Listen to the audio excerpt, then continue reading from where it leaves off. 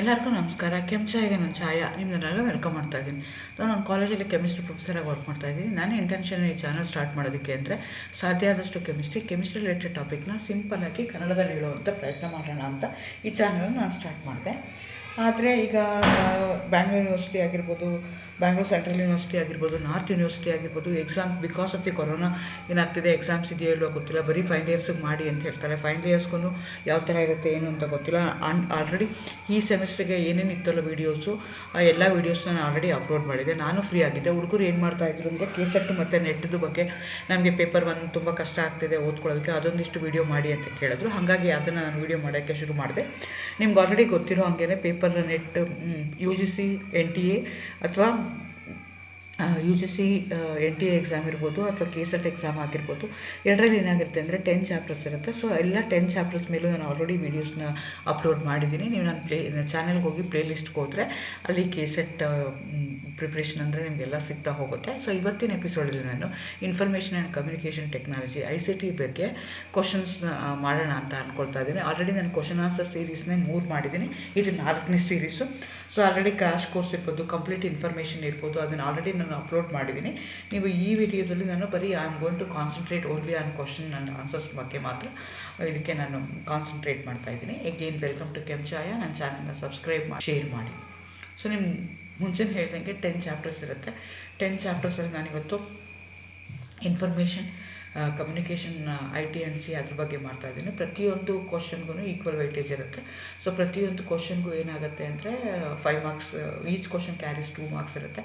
Equal weightage ಇರುತ್ತೆ. 5 to 6 questions ಒಂದು ಚಾಪ್ಟ್ರಲ್ಲೇ ನಿಮಗೆ ಬರ್ತಾ ಹೋಗ್ಬೋದು. ಹಾಗಾಗಿ ನೀವೇನು ಮಾಡಬೇಕಾಗುತ್ತೆ ಅಂತಂದರೆ ಇದ್ರ ಬಗ್ಗೆ ನೀವು ತಿಳ್ಕೊಂಡಿದ್ರೆ ಈ ಆನ್ಸರ್ಸ್ನ ಡಿಸ್ಕಸ್ ಮಾಡೋಕ್ಕೆ. ನಿಮ್ಮ ಸಿಲೆಬಸ್ ಪ್ರಕಾರ ಮೀನಿಂಗ್ ಅಂದ್ರೇನು, advantages, disadvantage, uses of ITC ಕೇಳಿದ್ದಾರೆ, general abbreviations, terminology, basic internet and emailing, ಅದು ಇನ್ಫಾರ್ಮೇಷನ್ ತಿಳ್ಕೊಂಡಿರಬೇಕು ಅಂತ ಹೇಳ್ತಿದ್ದಾರೆ. ಅದನ್ನು ನಾನು 2001 to 2018 ತನಕ ಕ್ವಶನ್ ಪೇಪರ್ ನಾನು ನೋಡಿದಾಗ ನನಗೆ ಈ ಚಾಪ್ಟರ್ ಮೇಲೆ ಯಾವುದಕ್ಕೆ ನೀವು ಫೋಕಸ್ ಮಾಡಬೇಕು ಅಂದರೆ ಕಂಪ್ಯೂಟರ್ ಸಿಸ್ಟಮ್, CPU ಅಂದ್ರೇನು, ಮೆಮೊರಿ ಅಂದ್ರೇನು, ಪೆರಿಫೆರಲ್ ಡಿವೈಸಸ್ ಅಂದ್ರೇನು, ಅದ್ರ ಬಗ್ಗೆ ನೀವು ತಿಳ್ಕೊಬೇಕಾಗತ್ತೆ. ಅಬ್ರಿವೇಷನ್ಸು ಅದ್ರ ಬಗ್ಗೆ ನಿಮಗೆ ಗೊತ್ತಿರಬೇಕಾಗತ್ತೆ. ಸೊ ಟರ್ಮಿನಾಲಜಿ ಕೆಲವೊಂದು ಮೋಡಮ್ ಅಂತೀವಿ, ಕಂಪ್ಲೈಯರ್ ಅಂತ ಹೇಳ್ತೀವಿ, ಇಂಟರ್ನಲ್ ಸ್ಟೋರೇಜ್, ಎಕ್ಸ್ಟರ್ನಲ್ ಸ್ಟೋರೇಜ್ ಅಂತೀವಿ, ಡೇಟಾ ಅಂತ ಹೇಳ್ತೀವಿ, ಸ್ಟೋರೇಜ್ ಡಿವೈಸ್ ಅಂತೀವಿ, ಗಿಗಾಬೈಟ್ ಅಂತ ಹೇಳ್ತೀವಿ, ಮೆಗಾಬೈಟ್ ಅಂತ ಹೇಳ್ತಾರೆ. ಸೊ ಅದ್ರ ಬಗ್ಗೆ ಎಲ್ಲ ನಿಮಗೆ ಗೊತ್ತಿರಬೇಕಾಗತ್ತೆ. ನೆಕ್ಸ್ಟು ಕಂಪ್ಯೂಟರ್ ಲ್ಯಾಂಗ್ವೇಜ್ ಅಂತಂದರೆ high level language, machine language, binary language, C++ ಅಂತ ಹೇಳ್ತಾರೆ, ಯುನಿಕ್ಸ್ ಅಂತ ಹೇಳ್ತಾರೆ. ಹಾಗೆ ಬೇರೆ ಬೇರೆ ಲ್ಯಾಂಗ್ವೇಜ್ಗಳಿವೆ. ಅದ್ರ ಬಗ್ಗೆ ನಿಮ್ಗೆ ಒಂದಿಷ್ಟು ಐಡಿಯಾ ಬೇಕಾಗತ್ತೆ. ನೆಕ್ಸ್ಟು ಕಂಪ್ಯೂಟರ್ ನೆಟ್ವರ್ಕ್, ಇಂಟರ್ನೆಟ್ ಇರ್ಬೋದು, ಇಲ್ಲಾಂದರೆ ಲ್ಯಾನ್ ಇರ್ಬೋದು, ಮ್ಯಾನ್ ಇರ್ಬೋದು. ಸೊ ಇದ್ರ ಬಗ್ಗೆ ಎಲ್ಲ ನಿಮಗೆ ಇನ್ಫಾರ್ಮೇಷನ್ ಗೊತ್ತಿರಬೇಕಾಗುತ್ತೆ. ಅದೇ ಥರ ಸ್ಟೋರೇಜ್ ಡಿವೈಸಸ್ ಬಗ್ಗೆ, ಸ್ಟೋರೇಜ್ ಯೂನಿಟ್ಸ್ ಬಗ್ಗೆ, ಫೈಲ್ ಎಕ್ಸ್ಟೆನ್ಷನ್ಸ್ ಬಗ್ಗೆ, ಇಮೇಲ್ ಅಂದ್ರೇನು, ಅದ್ರ ಬಗ್ಗೆ ಎಲ್ಲ ನಿಮಗೆ ಇನ್ಫಾರ್ಮೇಷನ್ ಇರಬೇಕಾಗತ್ತೆ. ಸೊ ನಾನು ಇವತ್ತು ಕ್ವಶನ್ ಆನ್ಸರ್ಸ್ನ ಡಿಸ್ಕಸ್ ಮಾಡೋಣ. What is the name of the web page address? Web page address ಹೇಳ್ಬೇಕಾದ್ರೆ ಈಗ ಯಾವ್ದಾರು ಕೇಳಬೇಕಾದ್ರೆ ಅದ್ರದ್ದು URL ಅಡ್ರೆಸ್ ಏನು ಅಂತ ಕೇಳ್ತಾರೆ. ಸೊ ಹಾಗಾಗಿ ಆನ್ಸರ್ ಹೇಳ್ಬಿಟ್ಟು URL, ಡೊಮೈನು, ಡೈರೆಕ್ಟರಿ, ಪ್ರೋಟೋಕಾಲ್ ಎಲ್ಲ ಬೇರೆ ಆಗುತ್ತೆ. ಹಾಗಾಗಿ URL is the correct answer. Which of the following is an appropriate format for URL of email? URL ಅಂದರೆ ಏನು ಅಂತಂದರೆ ಒಂದು ಅಡ್ರೆಸ್ ಹೇಳೋ ಥರ. ಸೊ ಅದಕ್ಕೆ ಯಾವ್ದು ಹೇಳಬೇಕು ನಾವು ಅಂತ ಹೇಳ್ತಿದ್ದಾರೆ ನೋಡಿ. ಎಲ್ಲದಕ್ಕೂ ಅಂತಾರೆ www ಹೇಳ್ತಾ ಇದ್ದಾರೆ.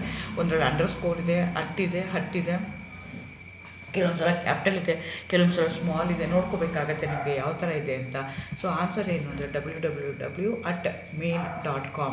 ಸೊ ದಟ್ ಈಸ್ ನನ್ನ ಅಡ್ರೆಸ್. ಆ ಅಡ್ರೆಸ್ಗೆ ಹೋದರೆ ನನಗೆ ಮೇಲ್ ಸಿಗ್ತಾ ಹೋಗುತ್ತೆ. ಸೊ ಹಾಗಾಗಿ ಅದರಲ್ಲಿ ಇಂಪಾರ್ಟೆಂಟ್ ಆಗುತ್ತೆ.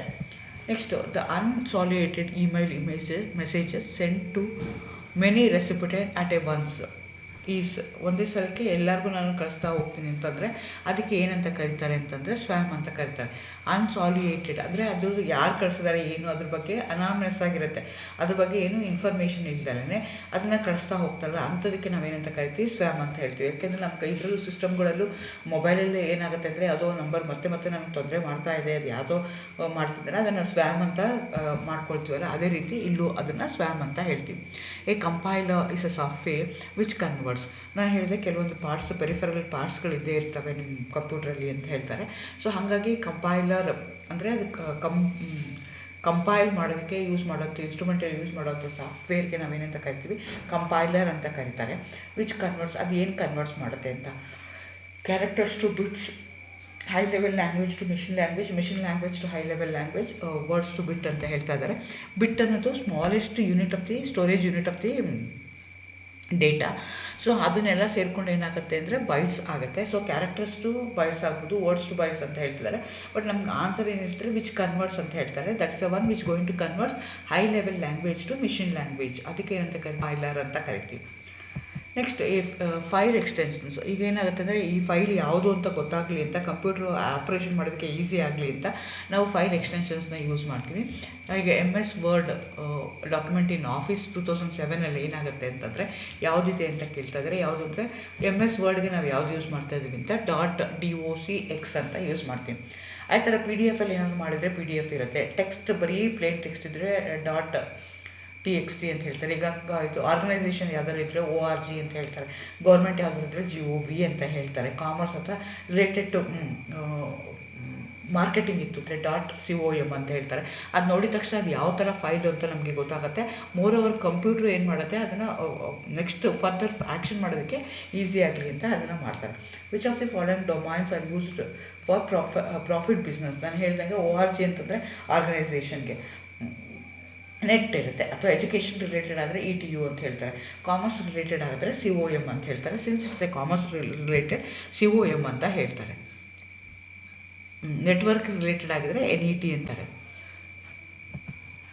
Which is the full form of the USB as used as a computer related activity. USB full form ಏನು ಅಂತ ಕೇಳ್ತಾ ಇದ್ದಾರೆ. USB ನಾವು USB ಡ್ರೈವ್ ಅಂತ ಹೇಳ್ತೀವಿ. ಯೂನಿವರ್ಸಲ್ ಸೀರಿಯಲ್ ಬಸ್ ಅಂತ ಅದರದ್ದು meaning. Which of the following is used as A serial assess storage only ಅಂತ ಹೇಳ್ತಾರೆ. ಸೊ ನಿಮಗೆ ಸ್ಟೋರೇಜು ಬಂದಾಗ ರ್ಯಾಮ್ ಇರ್ಬೋದು, ಮ್ಯಾಗ್ನೆಟಿಕ್ ಡಿಸ್ಕ್ ಇರ್ಬೋದು, ಕೋರ್ ಮೆಮೊರಿ ಇರ್ಬೋದು, ಮ್ಯಾಗ್ನೆಟಿಕ್ ಟೇಪ್ ಇರ್ಬೋದು, ಇದೆಲ್ಲನೂ ಸ್ಟೋರೇಜ್ ಡಿವೈಸಸ್ಸೇ. ಅದರಲ್ಲಿ ಸ್ಟೋರೇಜ್ ಅಂದ್ರೇನು, ಸೀರಿಯಲ್ ಅಸೆಸ್ ಮಾಡುವಂಥದ್ದು ಯಾವುದು ಅಂತ ಕೇಳ್ತಾ ಇದ್ದಾರೆ. ಸೊ ಮ್ಯಾಗ್ನೆಟಿಕ್ ಟೇಪ್ ಅಂತ ಹೇಳ್ತಾರೆ. ಕೋರ್ ಮೆಮೊರಿ ಅಂತಂದರೆ ಶಾರ್ಟ್ ಮೆಮೊರಿ ಇರುವಂಥದ್ದು. ಇನ್ನೊಂದು ವೋಲಟೈಲ್ ಮೆಮೊರಿ ಇದೆ. ಮ್ಯಾಗ್ನೆಟಿಕ್ ಡಿಸ್ಕ್ ಮತ್ತು ಮ್ಯಾಗ್ನೆಟಿಕ್ ಟೇಪಲ್ಲಿ ಡಿಫ್ರೆನ್ಸ್ ಏನು ಅಂದರೆ, ಡಿಸ್ಕಲ್ಲಿ ಏನಾಗುತ್ತೆ ಸರ್ಕ್ಯುಲರ್ ಫಾರ್ಮಲ್ಲಿ ಇರುತ್ತೆ, ಟೇಪಲ್ಲಿ ಏನಾಗಿರುತ್ತೆ ಅಂದರೆ it will be in the form of a tape. So ಅವೆರಡಕ್ಕೂ ಕಂಪೇರ್ ಮಾಡಿದ್ರೆ ಟೇಪ್ ಸ್ಟೋರೇಜು ಸೀರಿಯಲ್ ಅಸೆಸ್ ಸ್ಟೋರೇಜ್ನ ಮಾಡ್ಕೊಳ್ತಾರೆ. ಸೊ ಹಾಗಾಗಿ that will be the answer. GIF, JPG, BMP, PNG are used as an extensions for files which store audio data, image data, video data, text data ಅಂತ ಹೇಳ್ತಿದ್ದಾರೆ. ನಿಮಗೆ ಈಗೆಲ್ಲ ಗೊತ್ತು GIF ಅಂದರೆ ಅದಕ್ಕೆ ಇಮೇಜ್ ಡೇಟಾ ಅಂತ ಹೇಳ್ತಾರೆ. JPG ಅಂತಂದರೆ ಫೋಟೋಸ್ ಎಲ್ಲ ಹಾಕುವಂಥದ್ದು, PNG ಅನ್ನೋದು ಫೋಟೋಸ್ ಹಾಕುವಂಥದ್ದು. ಸೊ ಹಾಗಾಗಿ image data is the answer. Which of the following enable us to send the same letter to different persons in MS word ಅಂತ ಕೇಳ್ತಾ ಇದ್ದಾರೆ. MS ವರ್ಡಲ್ಲಿ ಒಂದೇ ಮೆಸೇಜ್ನ ಎಲ್ಲರಿಗೂ ಕಳಿಸೋವಂಥವ್ರಿಗೆ ಏನಂತ ಹೇಳ್ತೀವಿ ಅಂತ ಅದಕ್ಕೆ ಮೇಲ್ ಮರ್ಜ್ ಅಂತ ಹೇಳ್ತಾರೆ. ಇದನ್ನು ಮೊಬೈಲಲ್ಲೂ ನಾವು ಮಾಡ್ತಾ ಹೋಗ್ತೀವಿ. The minimum number of bits required to store any 3 digit decimal number is equal to 10 ಅಂತ ಹೇಳ್ತಾರೆ. ಸೊ 3 ಡಿಜಿಟ್ ಡೆಸಿಮಲ್ ನಂಬರ್ ಇದ್ದರೆ ಅದನ್ನು 10 ನಾವು ಮಾಡ್ಕೊಳ್ತಾ ಹೋಗ್ತೀವಿ. The software use to navigate through the web is known as website, web browser, internet, world wide web ಅಂತ ಹೇಳ್ತಾ ಇದ್ದಾರೆ. ಸೊ ವೆಬ್ ಬ್ರೌಸರ್ ಅಂತ ಹೇಳ್ತೀವಿ, ಯಾಕೆಂದರೆ ಥ್ರೂ ವೆಬ್ ಅಂತ ಹೊರೆ ಹೇಳ್ತಾ ಇದ್ದಾರೆ, ಅದಕ್ಕೆ ವೆಬ್ ಅಂತ ನಾವು ಹೇಳ್ತೀವಿ. The computer virus, hardware, bacteria, software, none of these ಅಂತ ಹೇಳ್ತಾ ಇದ್ದಾರೆ. So software, computer virus is also A software.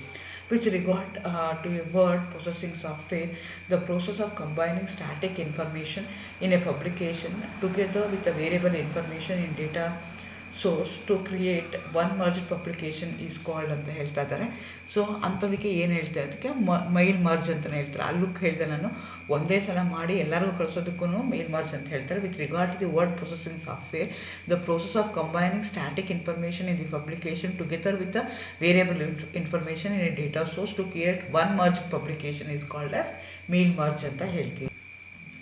ನೋಡಿ, and in the given following email address, which one of the following email address will be Swami able to see when he receive his messages? ನೋಡ್ಕೊಳ್ಳಿ, ಈಗ ನಾವು ಮೇಲ್ ಕಳಿಸ್ಬೇಕಾದ್ರೆ ಏನಾಗ್ತೀವಿ, ಯಾರು ಕಳಿಸ್ತಿರ್ತೀವೋ ಅವ್ರಿಗೆ ಕಳಿಸ್ತಾ ಇರ್ತೀವಿ.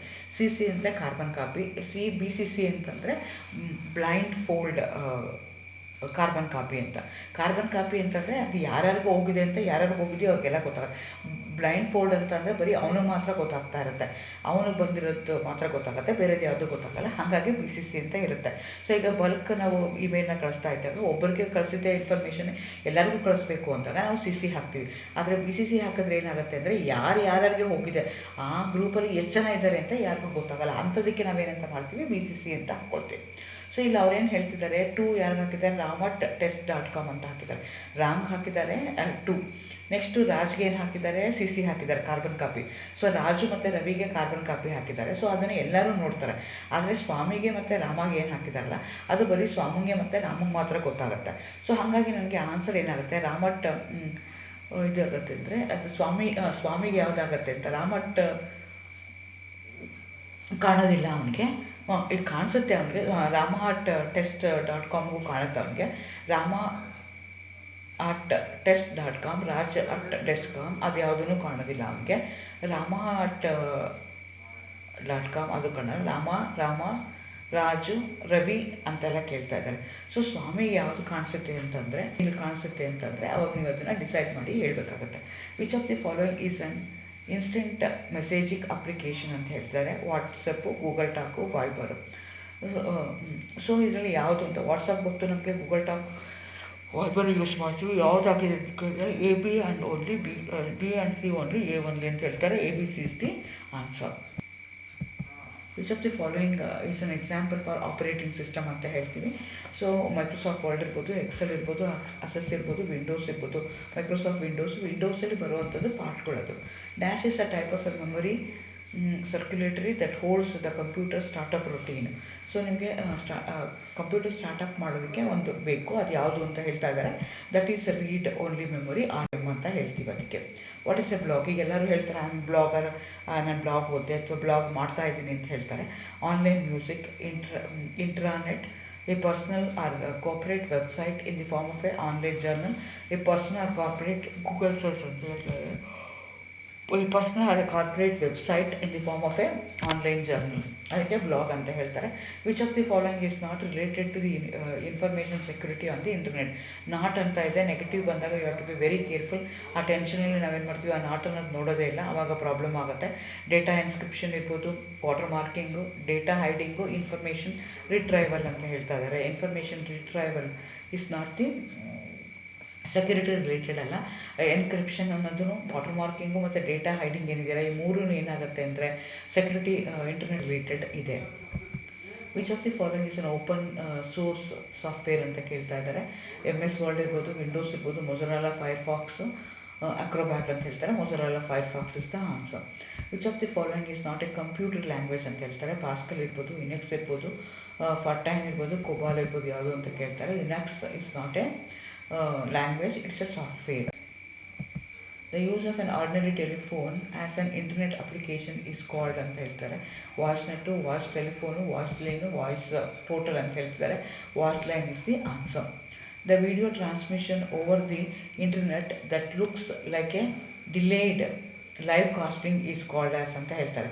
ಏನಾಗುತ್ತೆ, video transmission ಆಗ್ತಿದಾಗ ಅದು over the internet that looks like delayed while casting is called ಅಂತ ಹೇಳ್ತಾರೆ. ಅದಕ್ಕೆ ರಿಯಲ್ ಟೈಮ್ ಅಂತ ನಾವು ಹೇಳ್ತೀವಿ. Which of the following is not the same as the other 3 ಅಂತ ಹೇಳ್ತಾರೆ. MAC address, hardware address, physical address, IP address ಅಂತ ಹೇಳ್ತಾ ಇದ್ದಾರೆ. ಸೊ ನಿಮ್ಮ ಸಿಸ್ಟಮ್ಗೆ ತೊಗೊಂಡ್ರೆ ಮ್ಯಾಕು ಮತ್ತು ಹಾರ್ಡ್ವೇರು ಫಿಸಿಕಲ್ ಅಡ್ರೆಸ್ ಇರುತ್ತೆ. IP ಅನ್ನೋದು ಪ್ರೋಟೋಕಾಲ್ ಆಗುತ್ತೆ, ನೆಟ್ಟಿಗಿರುವಂಥ protocol, not to the system. So ಹಾಗಾಗಿ IP address is the answer. Which of the following is not A search engine ಅಂತ ಹೇಳ್ತಾ ಇದ್ದಾರೆ. ಗೂಗಲು, ಕ್ರೋಮು, ಯಾಹೋ, ಬಿಂಗು. ಸೊ ಇದರಲ್ಲಿ ಯಾವುದು ಇಲ್ಲ ಅಂತ ನಾವು ನೋಡಿಕೊಂಡು ಹೇಳಬೇಕಾಗತ್ತೆ. Chrome is the answer. The concept of connecting intelligence is derived from virtual reality, physiologic, Bluetooth technology, value-added networks and the value-added network is the answer. Which of the following statement is correct? Modem is software. Modem helps in stabilizing the voltage. Modem is operating system. Modem converts analog signal into digital signal and vice versa. Modem ಅನ್ನೋದು ಒಂದು digital, whereas compiler ಅನ್ನೋದು it's a software. So modem converts analogue signal to digital signal and vice versa ಅಂತ ಅವರು ಹೇಳ್ತಾರೆ. A set of standards to handle voice and computer data in telephone network, providing an additional telephone capabilities without scrapping existing copper telephone lines is called as ಅಂತ ಹೇಳ್ತಾ ಇದ್ದಾರೆ. So ಈಗ ಏನಾಗ್ತಾ ಇದೆ ಅಂದರೆ ಎಷ್ಟೊಂದು ಅಡಿಷ್ನಲ್ ಟೆಲಿಫೋನ್ ಕ್ಯಾಪಬಿಲಿಟೀಸ್ನ ಇನ್ಕ್ರೀಸ್ ಮಾಡೋದಕ್ಕೆ, computer data ಇನ್ telephone network use ಮಾಡೋದಕ್ಕೆ, ಹ್ಯಾಂಡಲ್ ದಿ ವಾಯ್ಸ್ ನಾವು ಯಾವುದನ್ನು ಯೂಸ್ ಮಾಡ್ತೀವಿ ಅಂತ ಕೇಳ್ತಾ ಇದ್ದಾರೆ. ಇಂಟರ್ನೆಟ್ ಸರ್ವಿಸ್ ಪ್ರೊವೈಡರ್ನ ನಾವು ಮಾಡ್ತಾ ಇದ್ದೀವಿ. Using a website to pour out one's grievances is called. ಅದಕ್ಕೆ ಈಗ ಏನಾಗುತ್ತೆ ಅಂತಂದರೆ, ಈಗ ರಿಲೇಟೆಡ್ ಟು ಕಂಪ್ಯೂಟರ್ದು, ರಿಲೇಟೆಡ್ ಟು ವೆಬ್ಸೈಟ್ದು ಏನೋ ನನಗೆ ಪ್ರಾಬ್ಲಮ್ ಆಗ್ತಾಯಿದೆ, ನನಗೇನೋ ಇರಿಟೇಷನ್ ಆಗ್ತಾಯಿದೆ, ಅದನ್ನು ಎಲ್ಲಿ ಹೇಳಬೇಕು, ನಮ್ಮ ಗ್ರೀವಿಯನ್ಸಸ್ನ ಎಲ್ಲಿ ಹೇಳಬೇಕು, ಅದಕ್ಕೆ ಏನಂತ ಕರೀತಾರೆ ಅಂತ, ಅದಕ್ಕೆ ಸೈಬರ್ ವೆಂಟಿಂಗ್ ಅಂತ ಕರೀತಾರೆ. In a web search, the finding a large number of documents with a little relevant information is as ಅಂತ ಹೇಳ್ತಾ ಇದ್ದಾರೆ. ಸೊ ಹಾಗಾಗಿ ನೀವೇನು ಮಾಡ್ಕೋಬೇಕಾಗತ್ತೆ, ನೀಟಾಗಿ ಅದನ್ನೆಲ್ಲ ಓದ್ಕೋಬೇಕಾಗತ್ತೆ. ಈಗ ಮಾಡಿಕೊಂಡ್ರೆ ನಿಮಗೆ ಈಸಿಯಾಗಿ ಅರ್ಥ ಆಗುತ್ತೆ. Thank you, all the best.